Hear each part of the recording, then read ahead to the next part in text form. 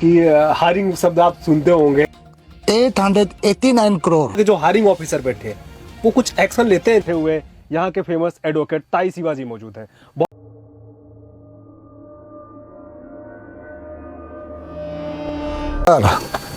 सबसे पहले आवाज़ टीवी को धन्यवाद, आपने मुझे मौका दिया कि पीएमजीएस रोड में स्टेट गवर्नमेंट कैसे करप्शन चल रहा है इसका बारे में एक्सपोज करने का आपने मुझे मौका दिया।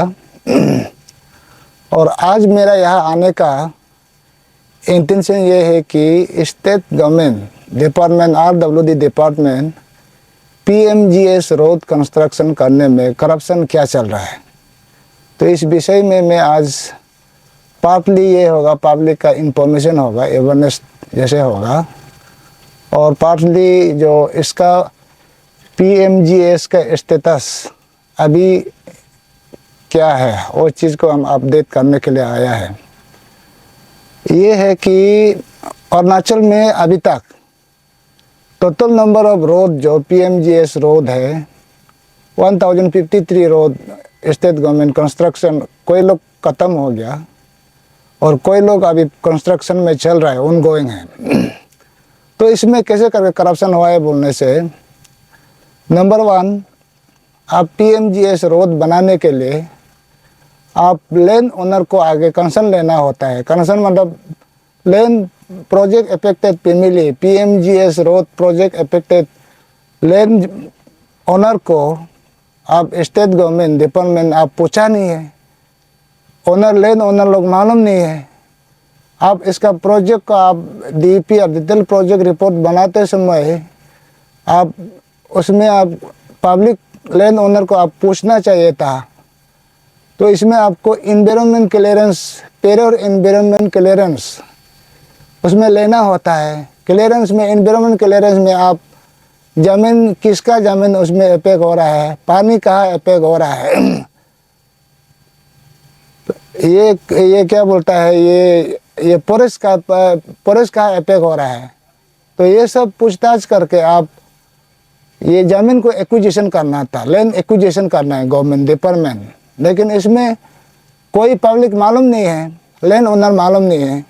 बाद में स्कीम छुपा छुपी बनाने का बाद, टेंडर सेंटर सेंक्शन ऑर्डर होने का बाद ज़मीन मालिक उसमें पता चलता है कि मेरा ज़मीन उसमें लॉस होने जा रहा है।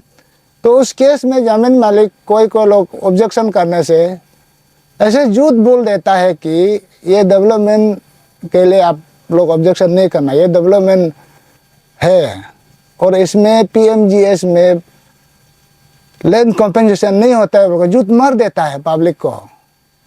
तो पीएमजीएस रोड का हम पर्सनल अगेंस्ट नहीं है, और विलेज कनेक्टिविटी, रोड कनेक्टिविटी हम लोग अगेंस्ट नहीं है, लेकिन डेवलपमेंट का नाम पे आप एनवायरनमेंट को डैमेज करेगा, लैंड ओनर को आप डिप्राइव करेगा, ये बात नहीं है। तो पीएमजीएस गाइडलाइन में क्लियर बोलता है इसमें लैंड कॉम्पेंसेशन लैंड ओनर को सेंट्रल गवर्नमेंट से जो और रिस्पॉन्सिबल नहीं है। गाइडलाइन क्लियरली बोलता है उसमें आपका स्टेट गवर्नमेंट, आप लैंड को स्टेट गवर्नमेंट ही मैनेज करके देना होता है। तो स्टेट गवर्नमेंट अभी इसमें लैंड ओनर को कंसर्न लेना होता है, कंसर्न लेके आप एक्विजिशन करना होता है, लैंड एक्विजिशन करना होता है, लैंड मालिक को कंफर्मेशन करना है, कंसल्ट लेना है, कंसल्टेशन करना है।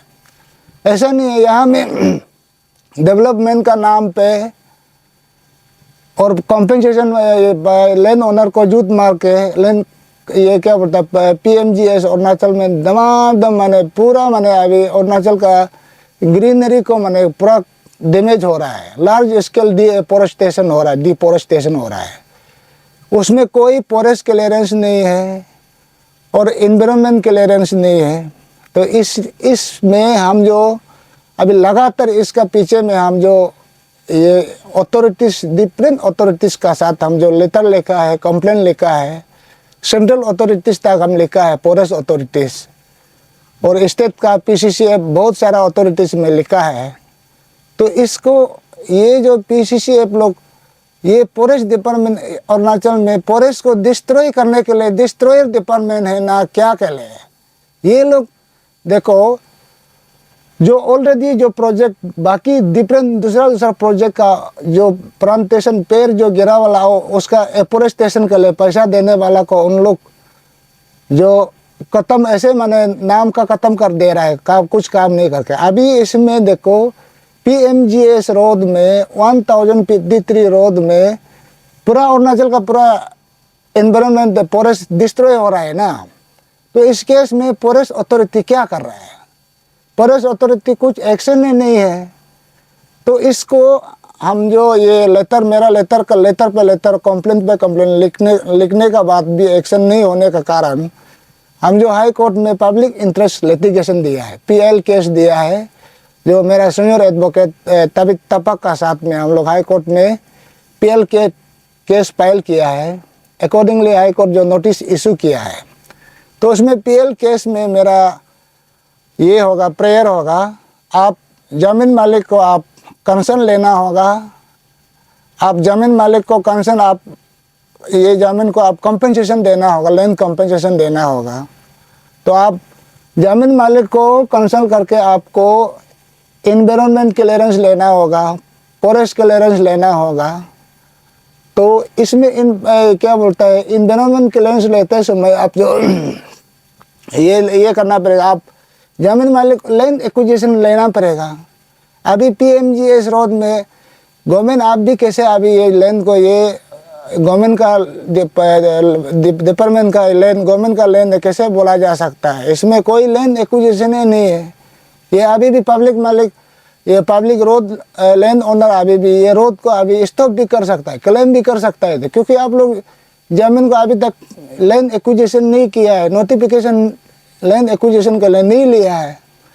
और इसमें हाई कोर्ट में मेरा यही होगा, आप इसमें फॉरेस्ट क्लियरेंस लेना होगा, स्टेट गवर्नमेंट या डिपार्टमेंट या कॉन्ट्रैक्टर फॉरेस्ट क्लियरेंस लेना होगा। और इसमें कितना पेड़ गिराया है, 1000 नंबर ऑफ 1053 रोड में से आप कितना पेड़ इन्वायरमेंट डिफॉरेस्टेशन हुआ उसको आप कॉम्पनसेट करना होगा स्टेट गवर्नमेंट। इसको आप पैसा डिपॉजिट करना होगा, फॉरेस्ट क्लियरेंस लेना होगा और ज़मीन मालिक को आप कॉम्पनसेशन देना होगा। तो ये हाई कोर्ट में मेरा ये नंबर 2 प्रेयर है। 3 नंबर जो है, आप बिना फॉरेस्ट क्लियरेंस इन्वायरमेंट क्लियरेंस आप रोड इलीगली कंस्ट्रक्शन हुआ है उसका पनिशमेंट जो डिपार्टमेंट या कॉन्ट्रैक्टर या कौन है अभी उसका एगेंस्ट में फॉरेस्ट डिपार्टमेंट कंप्लेंट कोर्ट में फाइल करना है सज़ा के लिए। फॉरेस्ट डिपार्टमेंट उसको साइलेंस है। तो इसको अभी हम लोग हाई कोर्ट से अभी जितना रोड 1053 रोड जो कंस्ट्रक्शन किया उसका एगेंस्ट में उसको अभी कोर्ट से डायरेक्शन फॉरेस्ट डिपार्टमेंट को कंप्लेंट फाइल करने देने के लिए हम लोग कोर्ट से डायरेक्शन मांगा। नंबर 3 जो प्रेयर होगा। नंबर 4 जो है, अभी आप इसका एगेंस्ट में जो रोड क्लियरेंस नहीं लिया, पब्लिक कंसर्न नहीं लिया, आप मन मर्जी इलीगली कंस्ट्रक्शन हुआ है उसका एगेंस्ट में अभी ये क्या कारण है, ये किस लिए इन्वायरमेंट क्लियरेंस नहीं लिया, फॉरेस्ट क्लियरेंस क्यों नहीं लिया, कॉम्पनसेशन क्यों नहीं दिया, पूरा सारा का सारा ये PMGS गाइडलाइंस पूरा नियम को ये तोड़ दिया। उसका एगेंस्ट में अभी इंडिपेंडेंट इन्वेस्टिगेशन हम लोग हाई कोर्ट में 4 नंबर का प्रेयर दिया है।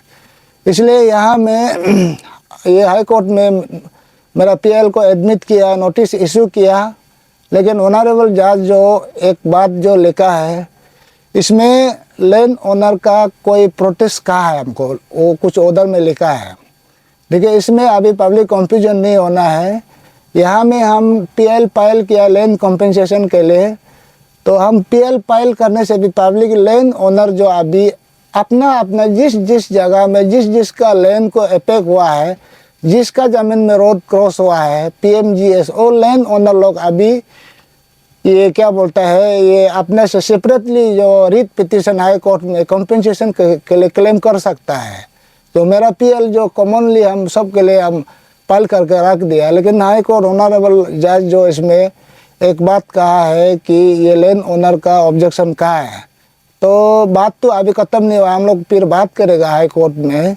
उसमें अगर पब्लिक को कोई क्या झूठ बोलता है ये करके वो मन मर्जी पब्लिक को विपुल करके करता है, पब्लिक को मालूम नहीं है तो झूठ बोल दिया है। तो ठीक है, झूठ बोलने से भी आप अभी इसको आप पब्लिक हेयरिंग करना पड़ेगा। पीएमजीएस रोड कंस्ट्रक्शन के लिए आपको गवर्नमेंट को पब्लिक हेयरिंग, आप पब्लिक से फ्री में लिया, ना पैसा दे के लिया, ना डरा धमका के लिया, ना झूठ बोल के लिया, वो चीज़ को आपको गवर्नमेंट अभी इसको आप हाई कोर्ट में जवाब देना होगा।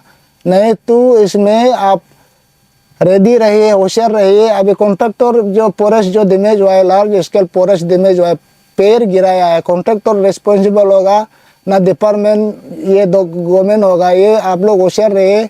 हम तो इसमें अभी एटलीस्ट एफोरेस्टेशन के लिए लगाने देगा। फिर से कितना प्लान गिराया है उसका एगेंस्ट में फिर से प्लान लगाने के लिए हाई कोर्ट में हम फाइल करके रखा है।